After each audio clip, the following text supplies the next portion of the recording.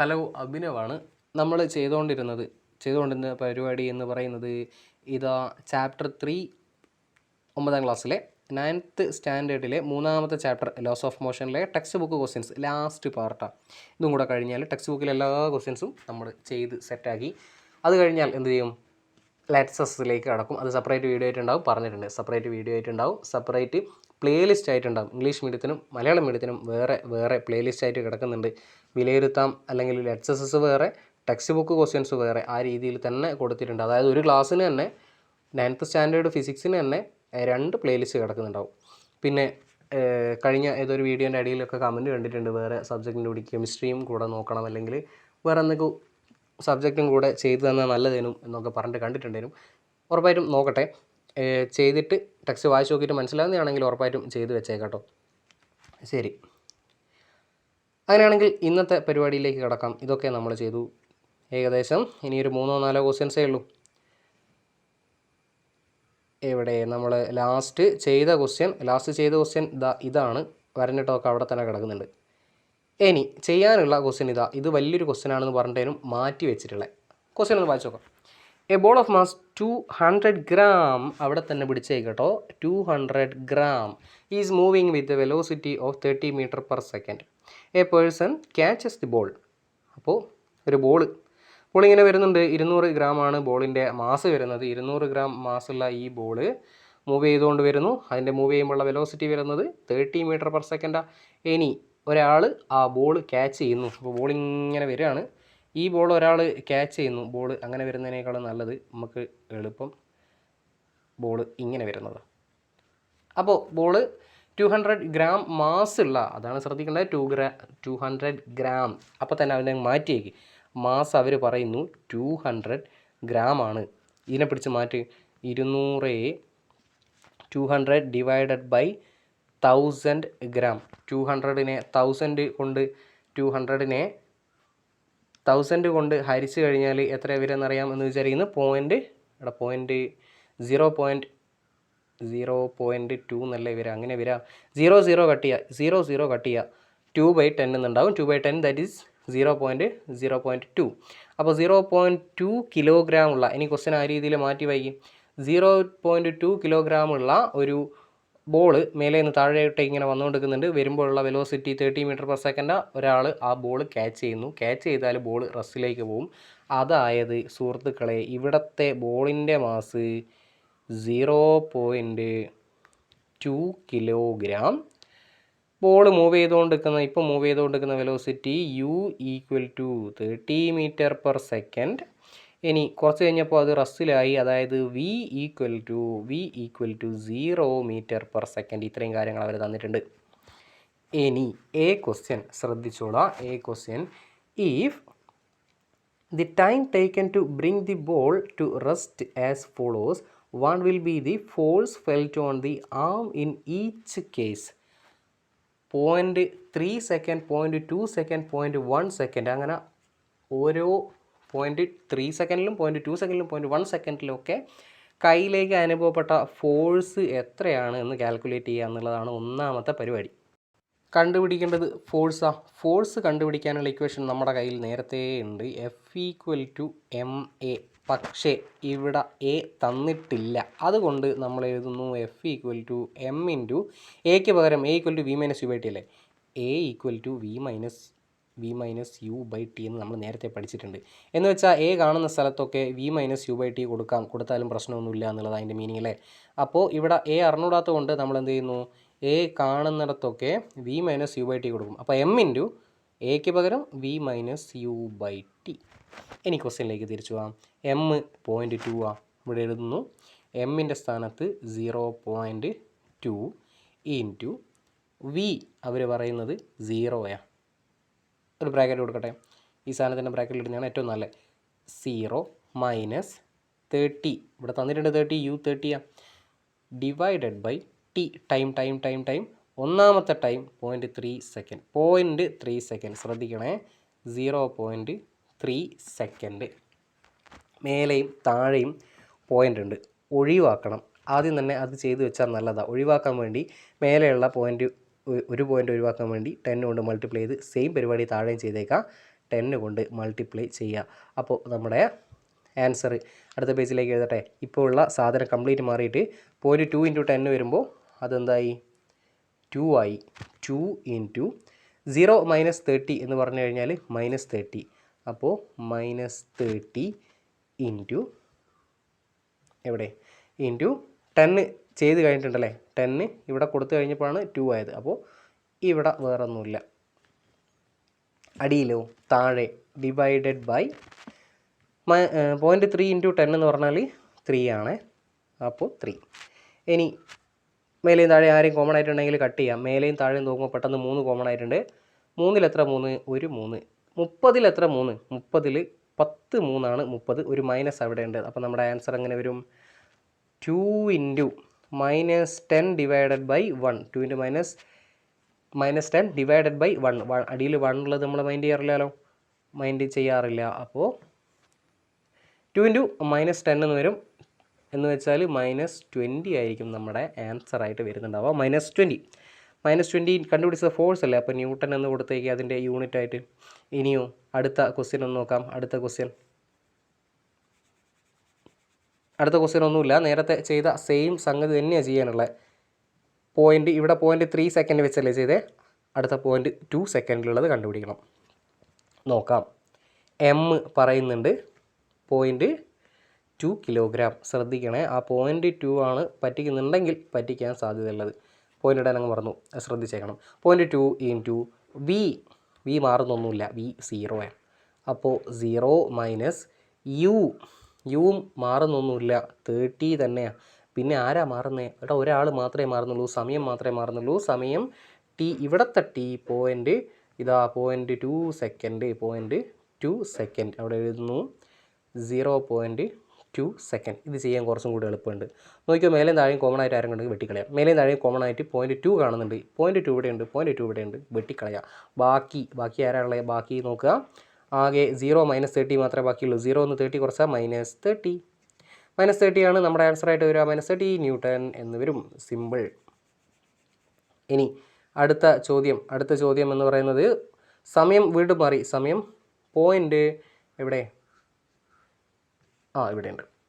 സമയം 0.1 സെക്കൻഡ് ആയിട്ട് മാറുന്നുണ്ട് എന്നുള്ളത് മാത്രമേ ഉള്ളൂ. നമ്മൾ നേരത്തെ ചെയ്ത സെയിം പരിപാടി ചെയ്യും.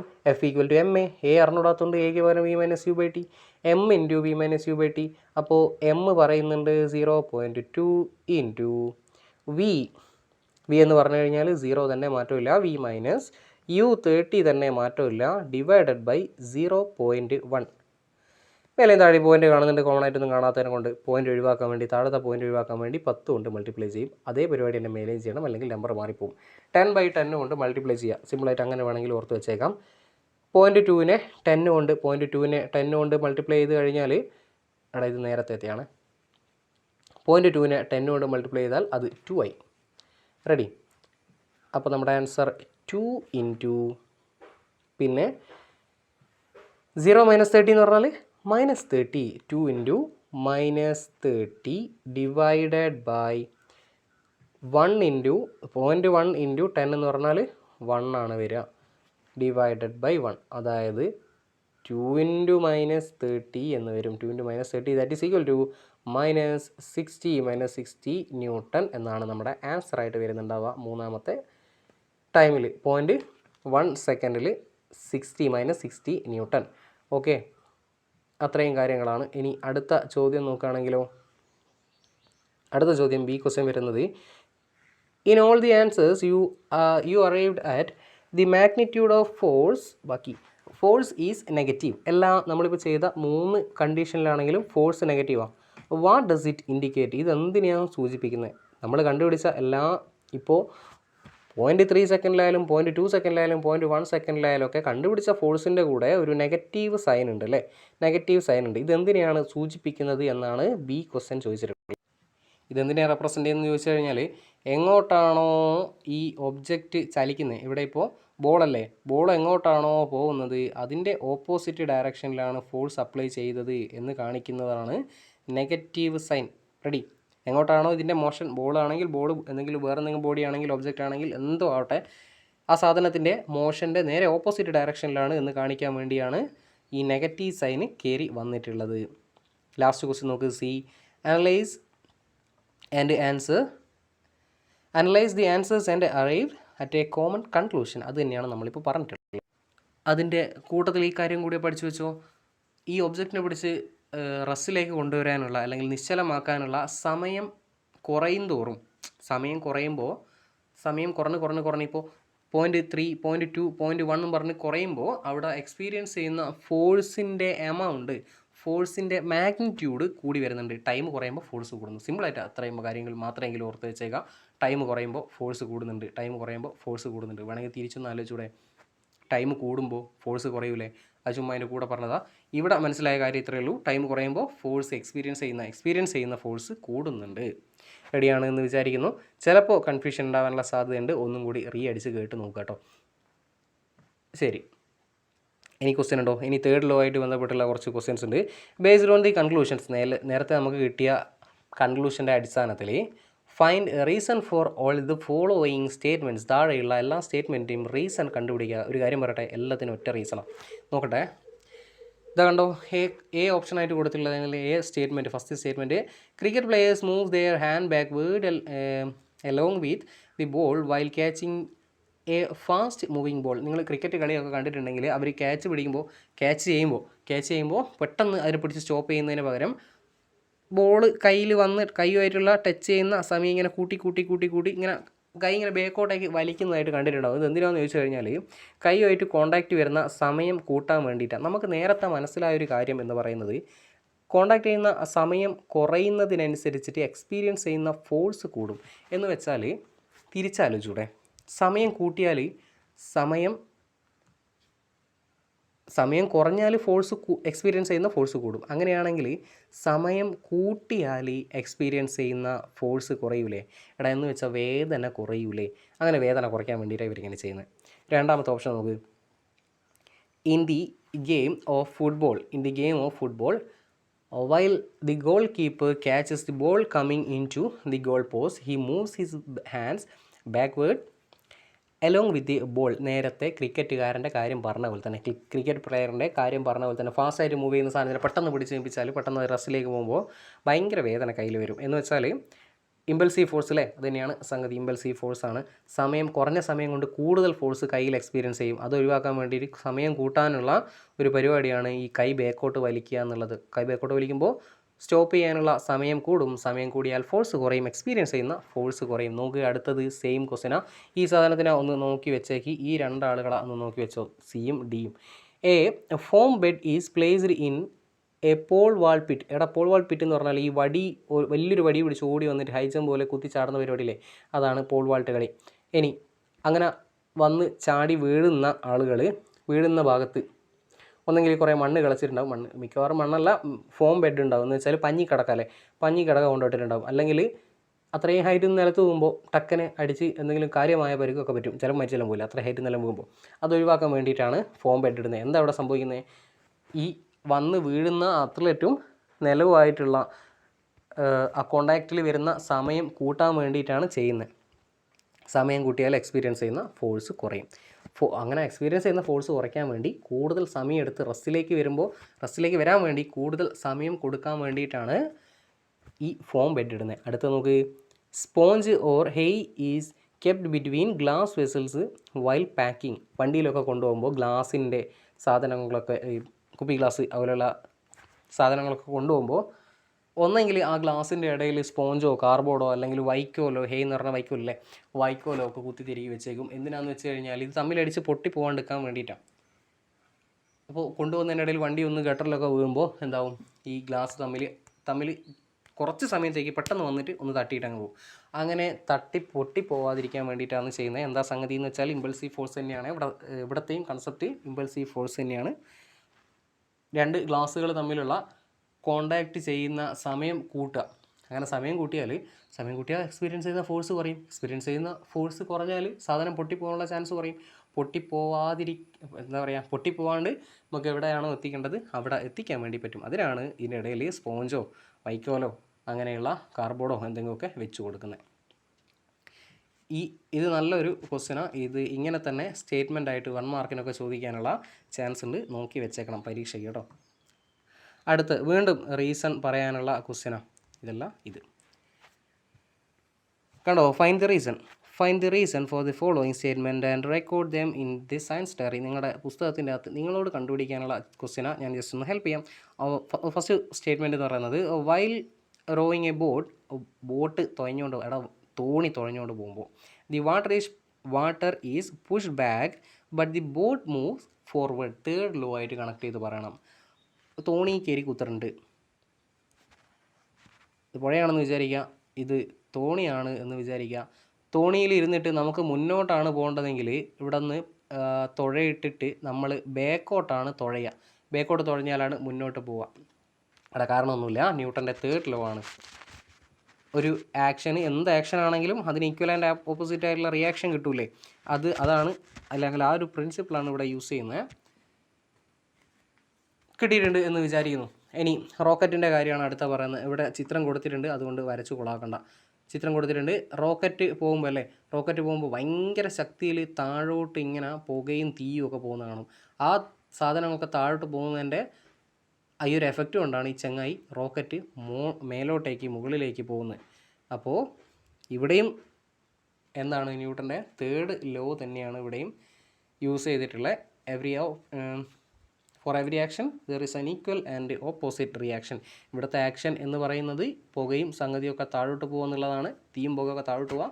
ഇവിടുത്തെ റിയാക്ഷനാണ്, ആ സംഗതിയുടെ റിയാക്ഷനായിട്ടാണ് ഈ റോക്കറ്റ് മേലേക്ക് പോകുന്നത്. ഇനിയോ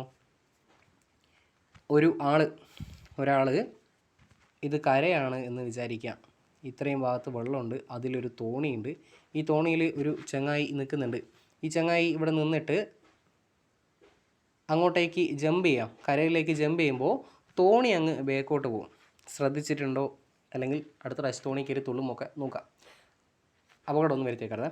ശരി, അങ്ങനെ തുള്ളുമ്പോൾ ഈ ചങ്ങായി മുന്നോട്ടേക്ക് തുള്ളുമ്പോൾ തോണി ബേക്കോട്ടേക്ക് പോകുന്നുണ്ടാകും. ഇവിടെയും നേരത്തെ പറഞ്ഞ സെയിം സംഗതി തന്നെ, സെയിം കൺസെപ്റ്റാണ് വരുന്നത്. ന്യൂട്ടൻ്റെ തേർഡ് ലോ ആണ് ഇതിൻ്റെയും പുറകിലുള്ളത് കേട്ടോ. ഇവിടെ ആക്ഷൻ എന്ന് പറയുന്നത് തോണി പുറകോട്ട് പോകാന്നുള്ളതാണ്. ആ ആക്ഷൻ കൊണ്ടാണ് ഈ ചങ്ങായി മുന്നോട്ടേക്ക് അല്ലെങ്കിൽ കരയിലേക്ക് തുള്ളി പോകുന്നത്.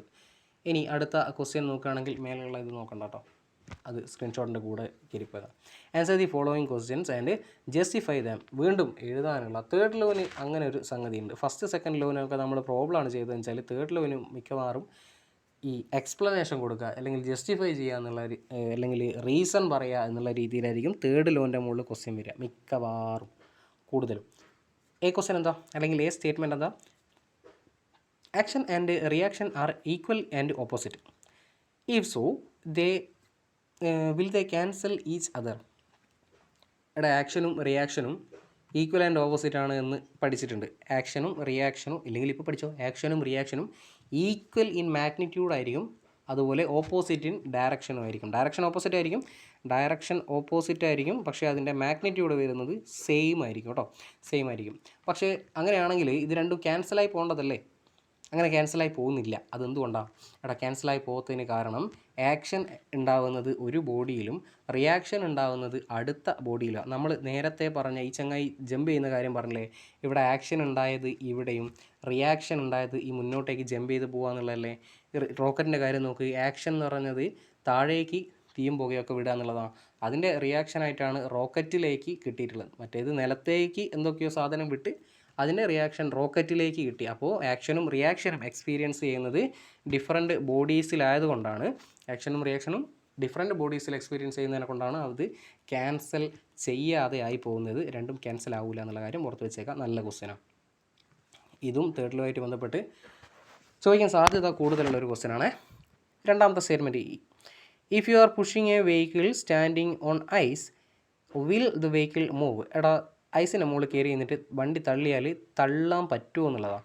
തള്ളാൻ പറ്റൂല. ഐസിൻ്റെ മേലെ നിന്നിട്ട് വണ്ടി തള്ളിയാൽ വണ്ടി നീങ്ങൂല. കാരണം സിമ്പിളായിട്ട് ഇത്ര കാര്യം മാത്രം ആലോചിച്ച് വെച്ചെങ്കിൽ ഐസ് റിയാക്ഷൻ തരൂല. ഇനി കുറച്ചും കൂടി കോംപ്ലിക്കേറ്റഡ് ആയിട്ടുള്ള സംഗതി പറയാനുണ്ട്, പക്ഷേ അത് നമുക്ക് വേണ്ട എന്നാണ് തോന്നുന്നത്. അത് നമുക്ക് വേണ്ട എന്ന് വെച്ചാൽ ഐസിലേക്ക് പ്രഷർ കൊടുക്കുമ്പോൾ അവിടെ മെൽട്ടായി പോയിട്ട് ഐസ് വെള്ളമാവും. വെള്ളം നിന്നിട്ട് പെട്ടെന്ന് ചെറിയ സമയം കൊണ്ട് തിരിച്ച് ഐസെല്ലാം വരും. ആ സംഗതി നമുക്ക് പഠിക്കാനില്ല. നമുക്ക് ഈ സാധനം ഈ പറയുന്ന കാര്യം മാത്രം ഒന്ന് ഓർത്ത് വെച്ചേക്ക്. ഐസിൽ നിന്ന് വണ്ടി തള്ളിയാൽ വണ്ടി നീങ്ങില്ല. കാരണം ഐസ് റിയാക്ഷൻ കൊടുക്കുന്നില്ല. അതുകൊണ്ടാണ് വണ്ടി തള്ളിയാൽ, ഐസിൽ നിന്ന് വണ്ടി തള്ളിയാൽ നീങ്ങാത്തത്. റെഡി? ഇനി ലാസ്റ്റ് ക്വസ്റ്റ്യൻ എന്ന് പറയുന്നത് നിങ്ങൾക്കൊരു സെമിനാറൊക്കെ പോലെയുള്ള ഒരു ക്വസ്റ്റ്യനാണ്. കുറച്ച് നിങ്ങളായിട്ട് ചെയ്യുന്നത് എന്താ പറയുക, നിങ്ങളായിട്ട് ചെയ്യാൻ വേണ്ടി കൊടുത്തിട്ടുള്ള ക്വസ്റ്റ്യനാണ്. ടെക്സ്റ്റിൻ്റെ ഏറ്റവും അവസാനത്തെ ക്വസ്റ്റ്യൻ അല്ലേ. അപ്പോൾ അതിനൊരു ഹിൻറ്റൊക്കെ കൊടുത്തിട്ടുണ്ട്. അതുകൊണ്ട് അത് എക്സ്പ്ലെയിൻ ചെയ്ത് കഴിഞ്ഞാൽ എന്താ പറയുക, അതിനൊരു ചാപ്റ്ററിനൊരു കംപ്ലീറ്റ്നെസ് കിട്ടാത്ത പോലെ ഉണ്ടാവും. അതുകൊണ്ട് അതവിടെ സ്കിപ്പ് ചെയ്യുന്നുണ്ട്. അത്രയും ക്വസ്റ്റ്യൻസാണ് നമ്മുടെ 3ാമത്തെ ചാപ്റ്ററിലുള്ള. ഇനി അടുത്ത പരിപാടി എന്ന് പറഞ്ഞാൽ ലെറ്റ്സ് അസസ് ആണ്. കംപ്ലീറ്റ് ലെറ്റ്സ് അസസ് ചെയ്ത് പഠിച്ചോ.